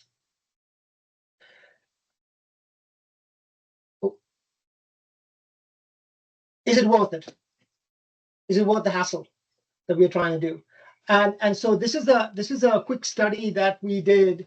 So when we look at the return on investment, we look at it from a TOTEX. TOTEX is CapEx and OpEx joined together, right? Total life value here. And what we did is every year we have this award whereby various organizations submit their projects, and by project I mean not just capital project, their submission, what they're proud about, the infrastructure stories they're proud about. And then one of the years we had McKinsey look at all the submissions and say, okay, what are people saying on the CapEx and the OpEx aspect of things? What are their savings that they're sort of saying here in doing these things? And these are some high-level numbers that they are looking at. I completely appreciate these are from an engineering infrastructure perspective, but it warrants the investment that people are sort of seeing in having an infrastructure digital twin there. Right, my final slide. How am I doing for time, Jenny? You actually have another 13 minutes if you want to, so. 1-3? Yes, 1-3, 13. Oh, yeah, that's good. Then that gives me 10 minutes for Q&A and things like that. Right? Yes, sounds good. So you're not just maintaining infrastructure. As I said, we are conducting a symphony of systems. I think Peter also mentioned system of systems, and thank you, Peter, for outlining all the great words here. I'm reusing them, but essentially that's what I'm also saying.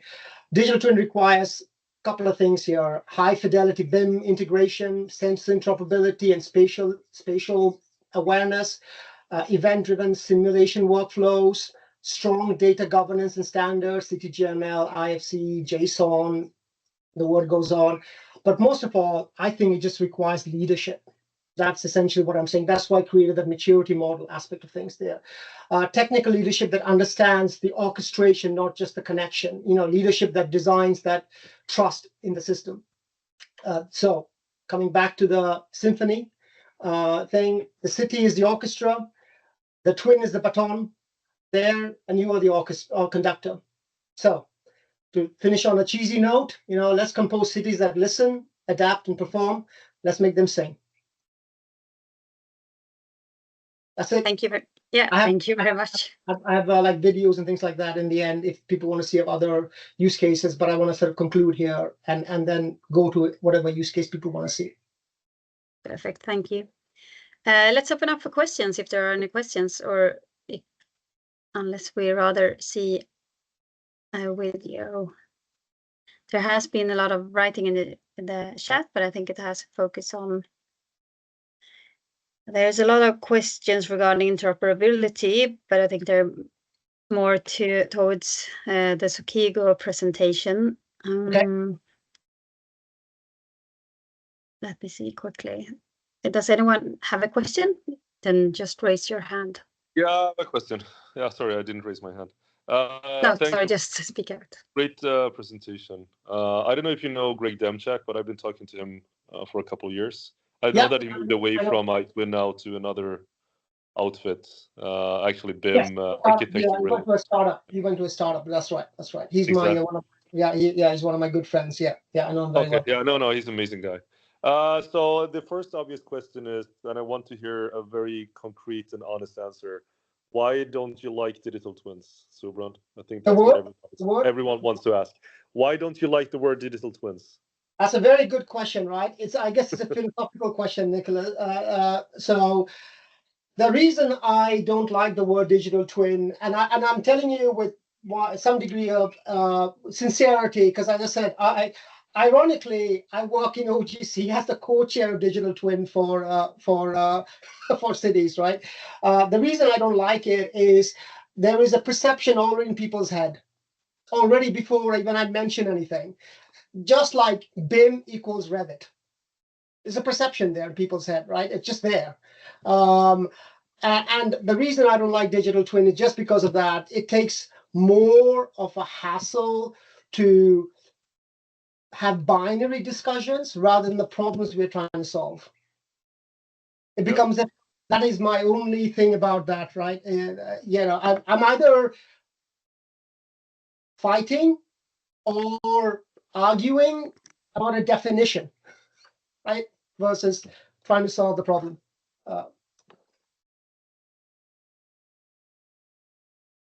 Thank you. I Nicholas. agree 1,000%. Actually, so I'm with you there, Subra. Yeah. It's good. I'm glad I mentioned that. It's one of those fun, weird things, Nicholas. It gets the attention for attention's sake, but then when the work commences, then we go into debate on the word, right? That's why I was sneaky enough to put the word in the title, but as I moved on, didn't want to apply it. Great question. Yeah, and I think that goes for quite a lot of the technical development that we see a lot of so-called buzzwords that takes a lot of time to explain what we actually need, what we actually mean. Piotr, you have a question? Subrand, then thank you for the presentation. It's very, very interesting to hear. Bentley being another market leader, of course, it carries a lot of weight, what you're saying. Which words then you would prefer to use? What is your favorite terms? Like how do you shape conversation around this topic? What would be your recommendation? What would you leave us with? I was trying to, as you saw in my presentation, I was trying to leave together with the digital twin by distilling more what it means rather than like technical specification, right? How do you approach this challenge? I would say my thinking is I won't use a noun. Mm-hmm. I won't use a noun. I would use a verb or a sentence in a text, and if I go back to my presentation. And by the way, I want to sort of acknowledge your presentation as well. Thank you for laying the foundation, right? So thank you for doing that. But regardless if you look at my architecture or your architecture, Peter, we are solving heck of a lot of problems here, right? That from energy optimization to I know lots of examples on urban planning, for example, there, right? So and here's another thing. Another thing. I've given, let's take Carnegie University. We've given them the tools because they're clever people. They are the ones that said, I wonder if we can do energy optimization with this. So, and we didn't come to the market with energy optimization, Peter, right? We didn't. It's not our marketplace, but they came with that sort of thing, and if that can be done. So the problem I have is I rather use verbs, what problems we're trying to sort of solve, or at best case, I would say maybe even go into the life cycle aspect of things, right? Because there's some work and use cases that people are sort of doing here. I would say that if people want to increase the ROI of their data, they will need a platform that enables them to share data agnostically, open, and interoperable. That's essentially it. If you want to slap the word digital twin on top, fantastic. But that to me is a characteristic of a digital twin. Thank you. I really like your answer, because I think the verb, it makes a lot of sense to me, because in a way it focuses on what this concept can do for you rather than what you are supposed to do for the concept. So it makes sense to me. Thank you. Perfect. Thank you. We have a few more questions. So Anton, you're first out. Yeah, it was more a comment. We run into the same problem as you were describing, where people spend all the time talking about what a digital twin is, and they also get really afraid of suggesting ideas because they don't really know if it's a digital twin related or not, So that's really frustrating. But the way we tackled it in a project where Jenna and I are working with Stockholm City and among others is that we start asking the question, which people need to collaborate? What do they need to collaborate around? What data supports this collaboration? What different goals do they have? And then the final question, we don't really involve them that much, but that is like, how do we represent this in a digital twin to allow them to collaborate easily? And then we kind of create these prototypes and show them during the next session. So that's basically it. And then regarding, digital twins, it's also really like not super beneficial to try to define what a digital twin is and not. I think it's more like a design paradigm that we're working towards, that we're trying to make the things that the data, we want to put the data together so we create a context so we understand what's going on. And if you just look at one data by itself, it doesn't tell as much as if you manage to put them all together. So creating this context is the important thing, I think. I would argue that, the difference between a 3D model and the digital twin is that we add time as a dimension. So and height, and also future plans. So basically like 4D or 5D or something like that. But also when you discuss about a city, what are they doing? They're making decisions. What they do is connecting data. They sit with documents and trying to make a decision. They have the documents like what is the process for applying or approving this building permit, and then what's the local conditions here, and what is what are they trying to do in this specific case. So they try to connect all this data together and make a decision. So it's all about connecting the data basically and doing it in a visual way, which makes it easy to understand, I think. So that was just my comment. Really long one, sorry. That's great, because that's what I sort of said in the beginning as well, Anton, that I said, the real innovation is in the data, not in the that thing. So I wholeheartedly agree. Sorry, Jenny. Yes. No, perfect. We have 2 minutes left before the next session. So Nicholas, you raised your hand again. Yes, I did. No, I put it in the chat as well, because I personally, Subran, you said you don't necessarily like the word digital twins. I personally then abhor data-driven and data-centric. Because I think it's complete, I think it's a complete lack of focus. Yeah. It should be a better outcome. Outcome-driven, benefits-driven, whatever that might mean. And then people today in companies are stuck with taking data to information, trying to take information to insight that might lead to some action, that might lead to some impact. But you're, again, this is sort of, I agree with the digital twin part, because you get stuck with data. And, we're trying to find data everywhere. Whereas, what is the outcome? How can we make this better? And how can actually people be involved and humans in the loop? If it's data-centric, it's too much of an AI paradigm. Yeah. It has to be a little bit of both, as in, transferring knowledge. So if you would say knowledge-centric, I would applaud you.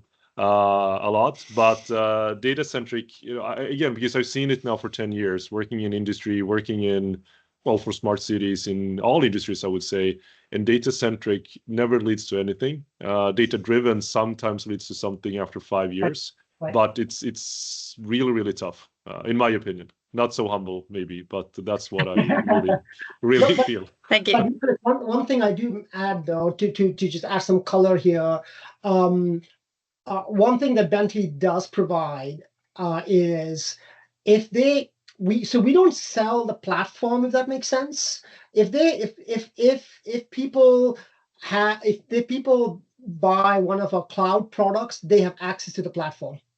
That's what I'm trying to say, right? They have access to that middle stuff and that enables them to start exploring. Hey, can I send it there? Can I access that? And that becomes that kind of, so we try to solve it from a.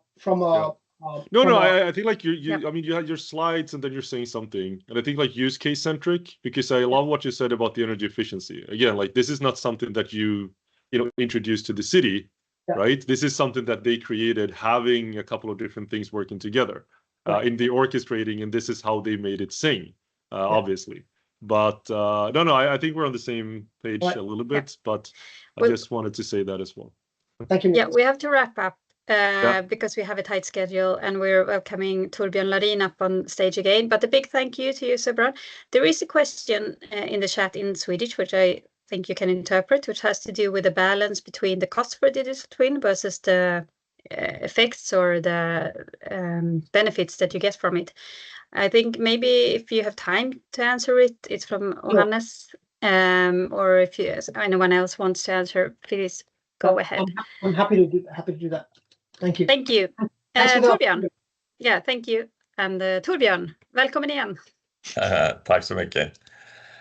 Spännande diskussion det sista här. Jag kommer att beröra det lite grann i min presentation. För nu ska vi prata lite om Cityverse, men vi ska också prata om den kommande internationella referensarkitekturen för digitala tvillingar som just försöker lösa eller adressera det problemet som vi har nu diskuterat de senaste 10 minuterna. Om vi börjar med Cityverse, vad är det för någonting? Jo, det här är någonting som EU-kommissionen startade att titta på 2023. Det har varit flera utlysningar inom det här området. Man pratar mycket om att samla ihop data i olika dataspaces, använda interoperabilitet, minimal interoperability mekanism för att sedan använda den här för digitala tvillingar, för Cityverse, för AI, för annat. Man satsar väldigt mycket pengar. Det här är en del av AI-paketet med en Cityverse Edict där ett antal länder har gått med. Sverige har inte bestämt sig för om man ska gå med än. Vi hoppas att Sverige kommer att besluta sig för att gå med, för det känns väldigt dumt om vi missar det här tåget. Vi har fått ett projekt i Göteborg, bland annat med Göteborg som aktör och RISE som tittar på tillgänglighet. Och Cityverse, det är jättekul att vi är med på tåget där. Tillbaka till frågan, vad är Cityverse? Ja, det enklaste sättet är att Cityverse är en kombination av metaverse och lokala digitala tvillingar. Då kommer frågan, vad är då metaverse? Så då får vi ta det kort. Det här är ju något som bland annat Microsoft och Facebook har satsat på. Man tänker att man har en imaginär värld, ungefär som en spelvärld där man kan mötas, där man kan handla, där man kan spela och göra massa olika saker. Och tanken är liksom att det blir så där, en andra värld där man kan då finnas med. Det kan vara på fantasi eller det kan vara i verkligheten. Men det är i alla fall 3D-miljöer som liknar de spelmiljöer som vi ser när vi spelar dataspel då. Vi har gjort en internationell undersökning av vilka aktörer som är involverade i att titta på standardisering för metaverse. Det är jag och en tjej från Hongkong som har gjort den undersökningen. Den ska jag inte gå igenom nu, men ni kan bara se att det finns ett stort antal aktörer här som är aktiva för att försöka få ordning på vad metaverse är, hur det används och olika delar av det här då. Vi kommer att återkomma antagligen till det här längre fram då. Och vad är Cityverse då? Ja, först kan man säga det att om man tänker sig en lokal digital tvilling, och vi har sett många exempel nu, då tittar vi på den här digitala tvillingen utifrån. Vi zoomar ju runt över städer, vi ser byggnader, vi ser allting.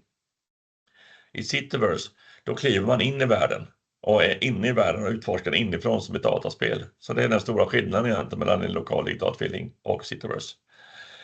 När EU-kommissionen vill utveckla en sån här teknik och ta fram något nytt så behöver man titta på vilka standarder behöver man för att göra detta. Och då har vi varit några stycken som har tagit och undersökt vilka standarder är berörda och vilka tekniska specifikationer, standarder och tekniska rapporter behöver man titta på för att bygga det här. Och då har vi hittat ungefär 350 sådana som behövs.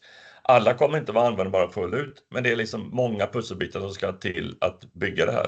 Nu håller vi på med en andra version av den här rapporten och då kommer det tillkomma ytterligare 100 standardrapporter och specifikationer. Och det beror på att vi tar in tillämpningsperspektiv också med de lågt hängande frukterna, de tidiga tillämpningarna för Cityverse. Tittar man då på hur Cityverse är uppbyggt så kommer det här, och jag tror att Fredrik och Peter kommer här eftersom det här liknar lite grann det sättet som de presenterar sina lösningar. Men tanken är att vi använder väldigt mycket av det data att vi har redan i olika typer av verksamhetssystem i vår offentliga verksamhet. Sen kombinerar vi det med realtidsdata med hjälp av Internet of Things. Och så använder vi interoperabilitet, vi använder de här dataspacen, vi använder interoperability mekanism och så använder vi för att skapa lokala digitala tvillingar. Och vi vill att de ska fungera och vara interoperabla horisontellt så att när någonting vi bygger i en stad kan fungera ihop med någonting som vi bygger i en annan stad. Men vi vill också att de ska fungera ihop med varandra vertikalt så att om staden bygger en lokal digital tvilling och kanske industrin gör en annan eller kollektivtrafikbolaget gör en tredje så vill man att de ska passa också med varandra vertikalt. Sen kan vi ta in andra data. När vi kombinerar detta med data från Metaverse så får vi Cityverse. Och det finns en mängd standarder som man behöver jobba med. Avatarer kommer att vara väldigt mycket arbete med. Det kommer att vara arbete med att få det här interaktivt och immersive, som man säger, att man känner sig närvarande i de här miljöerna. Mycket med AR, VR och XR kommer komma in. Chatbot-funktionalitet behövs för de här bottarna. Man kommer att ha mycket sådana här NPC:er, alltså karaktärer i de här världarna som styrs av datorn. Och då behöver man chatbot-funktionalitet. Alla visualiseringsbitarna är ju viktiga. Spelvärlden kommer komma in i detta. Mycket transaktioner med ekonomiska transaktioner, kryptovalutor och annat. Tillgängligheten är jätteviktig och därför är det extra kul att vi jobbar med detta i Sverige. Även språköversättningar, för vi kan inte förutsätta att alla pratar engelska. Olika sätt att styra sina avatarer och jobba med det. Det finns en hel kommitté som jobbar med brain computing som är väldigt intressant och kommer framåt. Hela den legala aspekten av vem som styr det är intressant. Allting när det gäller etiska frågor och tillgänglighet och authenticity. Rättigheter, vi kommer generera mycket och ha genererat innehåll i de här värdena och så vidare. Och så finns det andra standarder som vi måste ta hänsyn till. Och sen kan vi se på en mängd olika tillämpningsområden som är lågt hängande frukt från de här miljöerna och vi kommer se framöver. Så en sammanfattning, det här är något som man bygger från EU-sidan. Man kommer att använda data för att bilda European Data Spaces. Man kommer att använda data spaces för att bygga lokala digitala tvillingar och lokala tvillingar kommer att användas för att bygga Cityverse. Några minuter till om referensarkitektur då för lokala digitala tvillingar. Den här bilden ser jättebra ut, allting hänger ihop jättefint. Men som vi har sett nu från presentationerna och som vi har pratat om, begreppen om vad en lokal digital tvilling är, vad den innehåller, går ju väldigt mycket isär. Det såg vi också på den internationella undersökningen. Så det ser ju snarare ut så här, vi bygger det med många olika verktyg, de är inte interoperabla idag. Väljer du lösningar från en leverantör, ja då kommer grejerna funka bra ihop. Men väljer du olika lösningar från olika leverantörer och vill ha den friheten så är det svårare att få grejer att lira helt enkelt då. Så den här arbetet som vi pratade om tidigare idag, den jobbar också med gapanalysen som tar sin grund i den här undersökningen som vi tittade på i början av vårt möte idag.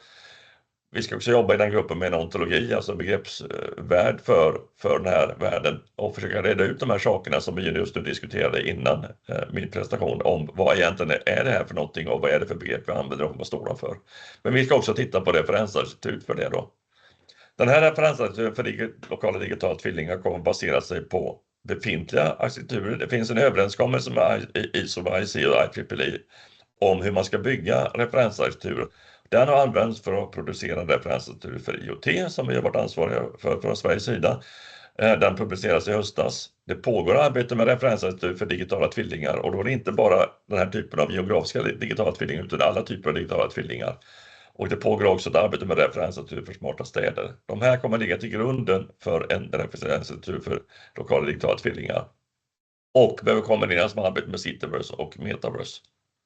När man bygger en sån här så tittar man först på vad är det för stakeholders som har intresse i det här systemet. Vad har de för utmaningar, concerns? Och sen grupperar man de här till viewpoints. Man kan ha som en affärsvyn, man kan ha konstruktionsvyn, man kan ha liksom alla möjliga aspekter. Och sen skapar man vyer där man beskriver då hur man adresserar de här, löser de här olika sakerna. Så det här är så man bygger upp en referensarkitektur då. En intressant sak är ju också att vi bygger de här världarna. Vi ser ju många demonstrationer och vi ser hur de här världarna byggs. Men ofta är det någon som sitter ensam med ett specialverktyg för att komma in i de här världarna och se den världen. Det vill säga, de här världarna är inte tillgängliga för gemene man om inte de har verktygen.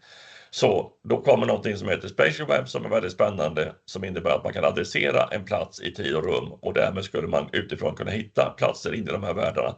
Men man kan också från den ena världen dyka in och hitta sakplatser i den andra världen och det är något som kan vara väldigt intressant framöver.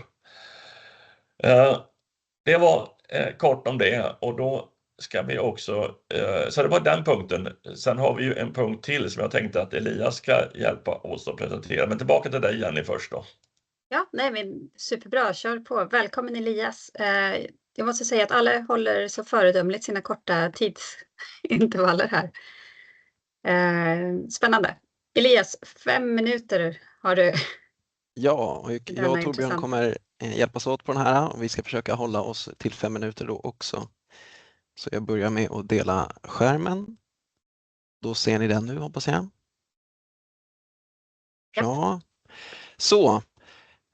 Då ska vi prata lite om marknadsöversikter och Torbjörn nämnde det här lite tidigare. Det har då i den här arbetsgruppen standarder och plattformar 2024 genomförts en marknadsöversikt över generella horisontella IoT-plattformar. Och det finns en tanke om att göra även här då för digitala tvillingar under kommande år eller när det nu blir här framöver.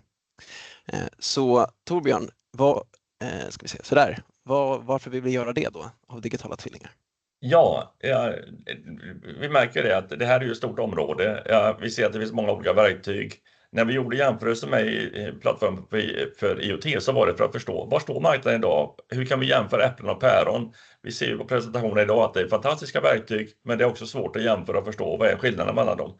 Så det här är tanken att göra en sån översikt. Ge leverantörerna en timme för att komma och presentera enligt en mall som vi kommer att sätta upp i förväg. Och vi kommer att ha en planeringsgrupp som kommer att titta på då, vilka kriterier ska vi ha för vilka vi ska bjuda in? Vad vill vi få svar på? Hur ska vi utvärdera? Och den här kommer också lira ganska bra med den här internationella kartläggningen som vi har gjort då. Men du kan väl berätta lite grann om den kartläggningen vi gjorde om IoT-plattformar så får man lite en idé om hur det här kan se ut då. Precis, så det är vår tanke nu att visa det som har gjorts för IT-plattformar så tänker man att det är ungefär så vi tänker då för digitala tvillingar. Och det var 13 olika företag med deras plattformar som kom och presenterade. Och vi behöver inte gå in på dem en och en här, men ni ser att ungefär vilka länder de kommer ifrån. Det är främst Sverige och Norden, men även lite andra länder också med. De här hade ju då kriterier att följa för att uppfylla då en sån här så kallad generell horisontell IoT-plattform. Och de kriterierna kommer inte heller hinna gå in på, men det var inte liksom vem som helst som kunde få vara med då, utan det fanns faktiskt en kvalificeringsprocess då. Och sammanfattningen av de här är egentligen 2 delar. Den ena delen här, första, det är arkitekturmodell då för en sån här generell horisontell IoT-plattform och för att ge en översikt över de byggstenar som vi då tänker behövs för att få till en sån då. Och det andra är då marknadens mognadsgrad, så det är lite översikten av marknaden då. Och då har vi utgått från 22 områden och det var de som vi bad presentörerna använda sig av när de skulle göra sina presentationer. Tyvärr så blev det inte så att alla helt följde dem så att det blir lite svårare då i betygssättningen som jag kommer till alldeles strax. Men först ska vi bara titta då på den här arkitekturmodellen som vi fått fram utifrån de här presentationerna. Och den ser ut så här, jag kommer inte heller hinna gå in på varje detalj. Men den började faktiskt, det gjordes en översikt redan 2020 då den här togs fram i en första iteration och nu har den då fortsatt att utvecklats. Så det här är liksom summeringen ungefär från vad vi utifrån de här presentationerna och alla de här plattformarna ser ungefär behöver finnas då för att vara en sån här generell horisontell IoT-plattform. Så det är ena resultatet. Och det andra, det är då marknadens mognadsgrad. Och det här gjordes genom en betygssättning utifrån de här 22 områdena. Vi kommer att se dem alldeles strax. Och då fanns det egentligen att man kunde få betyg 0 till 3. Och det är utifrån presentationerna. Så att det beror på vad man presenterade och om man då följde mallen. Så att resultatet vi kommer att se alldeles strax är kanske inte hela sanningen, men det är någon typ av överblick över marknaden som den såg ut då 2024. Och det här var resultatet. Det är anonymiserat bestämde vi, så att man kommer inte veta vem som har fått vad. Men det här ger en översikt av hur mogen marknaden är, och de som är gröna är över halva poängen man kunde få. Som vi ser är de flesta över i alla fall runt 30 och sen några som är lite högre upp där på 60-50. Det här är också andra resultatet, och då ser vi utifrån de här 22 områdena vilka områden som har gjort bättre eller anses vara bättre utvecklade, och de som då anses vara mindre utvecklade längst ner till höger. Och vi hinner inte gå in på de här heller, men generella analysen är att delar som är fundamentala har man ju fokuserat på först och utvecklat mest. Men saker som digitala tvillingar, koppling till det och andra öppna länkade data och så där har man inte fokuserat lika mycket på. Men kanske börjar göra nu när man har kommit längre i sin utveckling. Och för att avsluta då, Tobbe igen, varför en sån här marknadsöversikt av plattformar för digitala tvillingar? Ja, alltså vi fick ju frågan här i chatten innan, hur mycket kostar det? Och det kostar ju väldigt mycket att satsa på det här, och därför gäller det att vi satsar rätt. Det görs ju med väldigt många olika programvaror, och olika programvaror kan passa olika behov, och därför är det också viktigt att få en överblick här, var befinner sig vi idag. Det här ger också en bra feedback tillbaka till er som är leverantörer kring var står er plattform i förhållande till de andra? Finns det pusselbitar ni saknar? Hur står er plattform sig gentemot de andra? Det här ligger i grunden till Cityverse, och den hänger väldigt bra upp med den här gap-analysen som vi gör internationellt, och vi kommer kunna påverka det internationella arbetet, så att allt vi gör här i Sverige i Nationell Hubb för digitala tvillingar och i det här arbetet kommer också kunna påverka det internationella arbetet framöver. Det är bra om vi får inspel från allihopa. Det är jättevärdefullt att förstå vilka typer av leverantörer vi ska bygga in. Hur ser behoven ut nu i framtiden? Vilka frågor vi vill få belysta? Och det är precis det vi ska prata om nu, eller hur Jenny? Så tillbaka till dig då. Vilken bra övergång. Tack så jättemycket Elias och Torbjörn.